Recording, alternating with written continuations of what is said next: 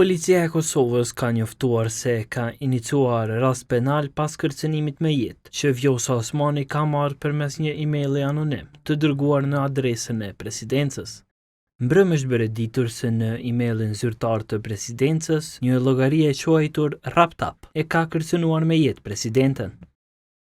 Policia e Kosovës ditë më parë ka pranuar informacionin që ju i referoheni. Sipas procedurave është njoftuar prokurori i shtetit dhe është iniciuar rast penal. Ka reaguar edhe zotëria e parë i Kosovës, Prindan Sadriu. Ai ka shkruar në rrjetet sociale se kërcënimet nuk janë të rastësishme dhe të izoluara, por të vazhdueshme, të qarta dhe specifike.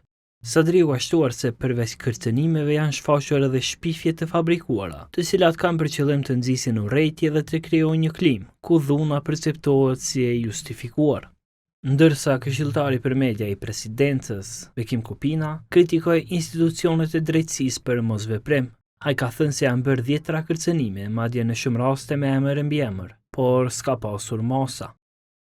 Çfarë i bashkon të gjitha, mosveprimi i institucioneve të drejtësisë, përkundër 10 kërcënimeve, shumica prej tyre kërcënime me jetë, asnjë veprim nuk është ndërmarrë ndaj kërcënuesve për vite me radhë. Kjo edhe pse në shumicën e rasteve kërcënimet bëhen me emër, mbiemër dhe nga profile të identifikueshme.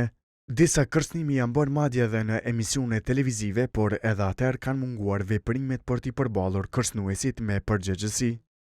Kupina ka thënë se sipas asaj që i është komunikuar nga institucionet e sigurisë, rastet e kërcënimeve të njëpasnjeshme me jetë ndaj presidentes dhe familjes së saj janë të vetmet në historikun e institucioneve ku askush nga kërcënuesit nuk është përballur me drejtësinë. Ai ka vlerësuar se mungesa e reagimit institucional ndaj këtyre kërcënimeve krijon një precedent të rrezikshëm, pasi sipas tij kjo çështje jo vetëm që nuk i ndalon aktet e tilla, por i inkurajon ato. Kupina ka vlerësuar se një klimë e tillë mund të çojë në shtimin e nxitjes së dhunës, thirrjeve për eliminim fizik dhe mosrespektim të rendit kushtetues.